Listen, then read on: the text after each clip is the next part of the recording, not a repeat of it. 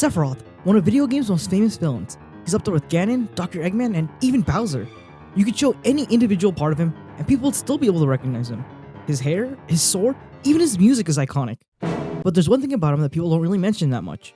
Sephiroth was a hero. A good guy. If you've never played Final Fantasy VII, well, firstly, spoilers. And secondly, the storyline of Sephiroth is really weird. And it's not just because it's a Final Fantasy game. Although the storyline of hero turned villain isn't the most unique, how the fall happened is always interesting. And I want to interrogate one question about Sephiroth. Why? What led the greatest hero, the most powerful man alive, to become the ultimate evil? Unlike in things like Star Wars, there's no big story you can watch to see for the downfall of Sephiroth. The life of Sephiroth is split among all the pieces of Final Fantasy VII media. And if you're someone who's unaware of Final Fantasy and Final Fantasy VII, I'll just say that this one game, this one itty bitty game, has a ton of supporting material. If they could milk it, Square Enix made it. Final Fantasy VII books, movies, video games, even a game made specifically for flip phones that is in fact canon. You ever want to play as a special ops group known as the Turks? Well, I hope you had a Panasonic FOMA P900 IV in the year 2004, and only that phone, because if not, well then, you're just out of luck. Okay, so the big man in question, Sephiroth. Sephiroth's parents don't matter that much, but what we do need to know about him is how he was raised. Sephiroth was raised by the Shinra Electric Company. For those who don't know, the Shinra Electric Company are the bad guys of the first half of Final Fantasy VII. They're a massive conglomerate bordering on worldwide monopolization of electricity. Their source of creating electricity is the literal lifeblood of the planet. Like, this is a fantasy game, and the world has a literal life force, and that life force is being extracted for profit by this massive company. I don't think I need to spell out for you that it's a metaphor for big energy companies destroying the world and hoarding wealth and blah blah blah blah blah. But we're not here to talk about politics. We're here to talk about the hot silver-haired man. What we need to know about the Shinra Electric Company is that, funnily enough, they have their own private military. Wow, love that for them. Surely this can't end badly for anyone. Anyway, so this private military is what causes the main plot of Final Fantasy VII. The private military exists to further the interests of the Shinra Electric Company, and their poster boy is Sephiroth. After being raised by Shinra, Sephiroth rose through the ranks of the military to the point where he became number 1. Sephiroth was a top-ranked first-class soldier in his 20s. By the way, the rankings go infantry, 3rd class, 2nd class, and finally 1st class at the top. Each level is an exponential rise in strength. So not only was the only life Sephiroth ever knew was Shinra, everything he had ever earned in this life was also tied to them. His money, his fame, even his best friends were also Shinra soldiers. Let's also talk about those best friends for a brief second here. Angeal Hewley and Genesis Rhapsody are the only other first-class soldiers in Shinra, and they're also Sephiroth's only and best friends. Angeal joined Shinra because he and Genesis grew up in the same town together, and they were already friends. And Genesis, well, he, like many others, joined because of Sephiroth. This is, in fact, very important. The first important part is that Sephiroth was the driving force for them to join Shinra's soldier program. In Final Fantasy VII, it's noted that Sephiroth is a major driving force for many people to join Shinra. He's like a folk hero. Not only those two, but even the main character of spin-off game Final Fantasy VII Crisis Core, Zack Bear, says the main reason he joined was because of Sephiroth. Sephiroth is a legend, a myth, a man beyond human. And it's not just because he's subscribed to the Eternal Has Left YouTube channel. And secondly, what was important about that statement was how Angeal and Genesis joined Shinra. Eventually, they would become first-class soldiers and also Sephiroth's friends, but that dynamic never changes. Even after becoming Sephiroth's bestie, Genesis never stops comparing himself to Sephiroth. He always wants to be number 1 no matter what. Which, if you didn't know, isn't the basis of a healthy friendship. You really shouldn't be praying for your friend's downfalls. Just an FYI. And Angeal's more of Genesis' friend than he is Sephiroth's. And it's not any fault of Sephiroth's, they just, grew up together. But this dynamic is one of the pillars of Sephiroth's downfall. Back to Sephiroth. If you didn't know the main plot of Crisis Core, spoilers for an almost 20-year-old PSP game? 20 years old, I remember playing this game when it came out. Anyways, the whole point of Crisis Core is that it's a prequel, where we get to see the events that lead up to Final Fantasy VII. How things get set into motion. The TLDR of it is that the 3 first-class soldiers, Sephiroth, Genesis, and Angeal, find out that every soldier is actually infused with pure lifestream energy from the planet, and it makes them like super soldiers. Every Shinra soldier is sort of like Captain America. And now that I think about it, the plot of Crisis Core is like really weird. Like, I'm not entirely sure how to explain this to someone who hasn't played, but here goes. So the side effects of pure lifestream energy, also known as Mako, is that you physically degrade. Your body begins to break down faster and you begin to age faster. And while you still have the strength of a soldier, you probably won't make it past 30. Angel and Genesis begin to search for ways to stop the degradation process from happening. Meanwhile, Sephiroth is completely unaffected, and Genesis, okay, here goes. Genesis believes that a play he really likes, called Loveless, is actually prophetic, and that it actually details a way for him to be cured of the degradation process, and by reenacting the contents of the play, he can get the play's MacGuffin, also known as the Gift of the Goddess, which ideally would allow him to do anything, I guess? So the whole plot of Crisis Core is that Angel and Genesis go AWOL, while Genesis tries to recreate the plot of Loveless, and Angel kind of just, I don't know, grapples with his own mortality, and you play as Zack, who is Angel's apprentice, working your way up through the soldier ranks to try and stop them with Sephiroth. But by the way, Genesis is evil and does a bunch of evil stuff so that the play can happen. It's its whole thing. Anyway, what you need to know is that to Sephiroth, what has happened is that his two best and only friends in the world have abandoned him to apparently just do a bunch of evil stuff for no reason for the majority of the plot. Not once mentioning to him what happened or even coming to him for help. You know, just kind of leaving him in the dust. Over the course of the game, we have to work with Sephiroth, and we get to see things from his perspective, to see the man who becomes the final boss of Final Fantasy VII. The psychopath who is hell-bent on destroying the world because of his own god complex, and he's just kind of like a normal guy. Permission to return. Granted.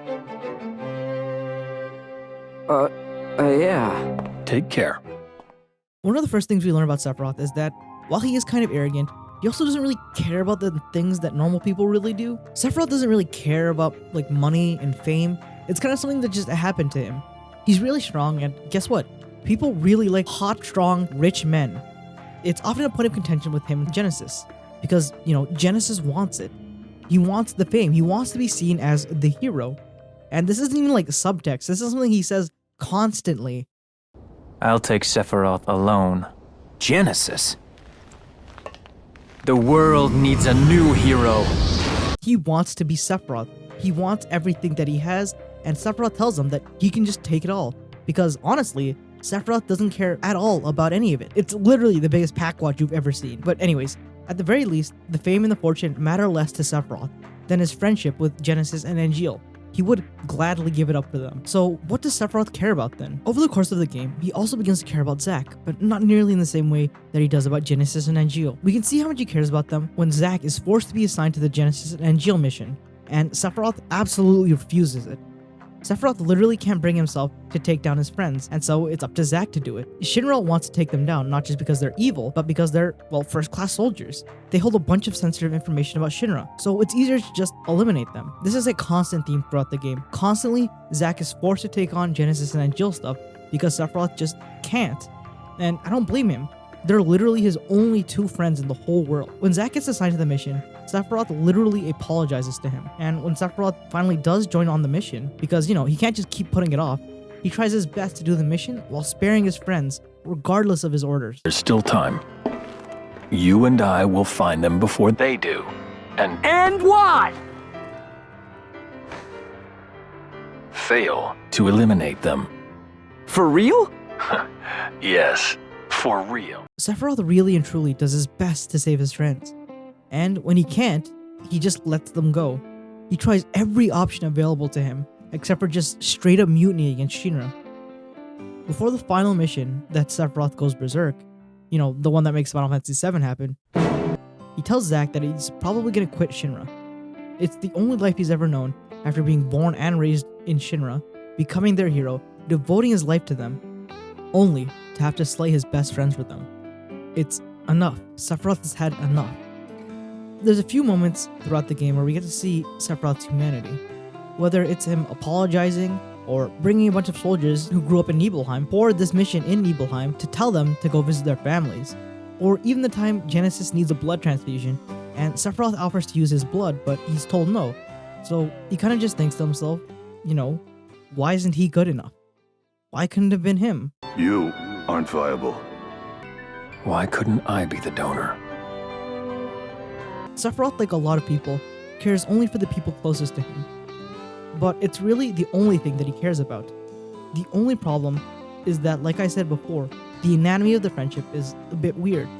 Angel is Genesis' friend, and Genesis sees Sephiroth more as a goal than a friend, someone to be conquered rather than as a friend.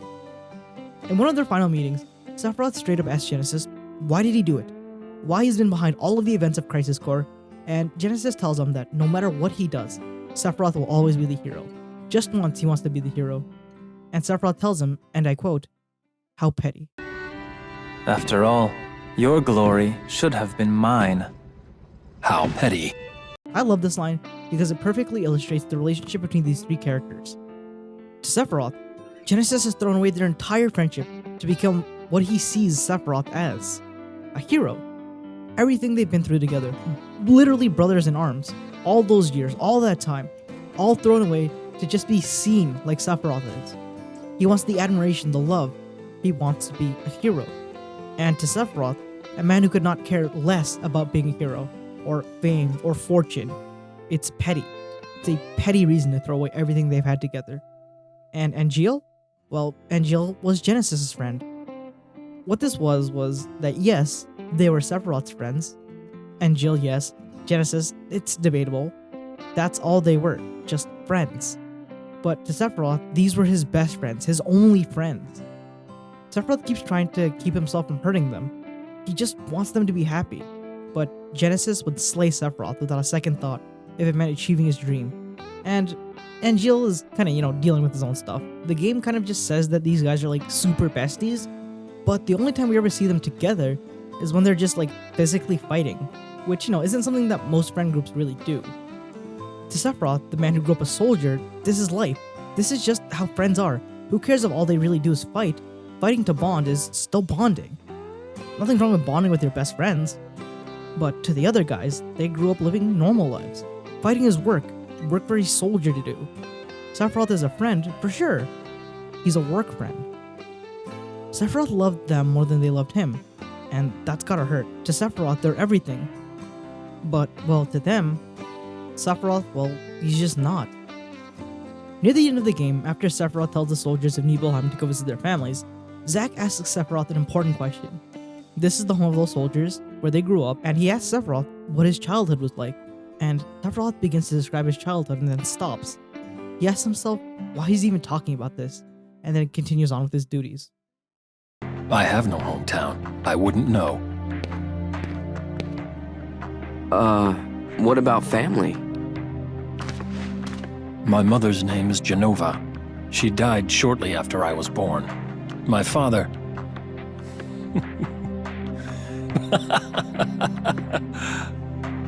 Why am I talking about this? Zack is taking a genuine interest in Sephiroth, and for a second, Sephiroth actually gives an answer. Maybe if it had been earlier, he would have given an actual answer, but this is near the end of the game. Sephiroth is tired. He's had an entire game's worth of having to try to kill his best friends, and after this mission, he's gonna quit Shinra. Sephiroth has nothing left. Nothing matters anymore. Zack is too late. What Crisis Core does is establish Sephiroth's connections to the world, his friends, his job, and then it slowly takes them away from him until he has nothing left, so that eventually, when he has his breakdown, it makes sense contextually. What you need to understand is that Sephiroth is a bad man. He kills many innocent people without a second thought. He has a god complex, and he wants to destroy the world because he believes that he's the one true messiah. He is a psychopath, and that is not something you can just wash away even with context. But at one point in time, he was kind, he was caring, he could be reasoned with. He was just a guy. He was the strongest guy, certainly, but he was human. Before the killing and the destruction and the obsession with main character Cloud Strife, What is Cloud doing? Beats me. Sephiroth was just a man who was concerned for his friends. A man who wanted to do good. And that was his first mistake.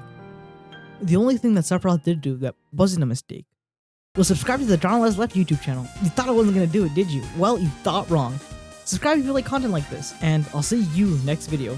Thank you so much for watching.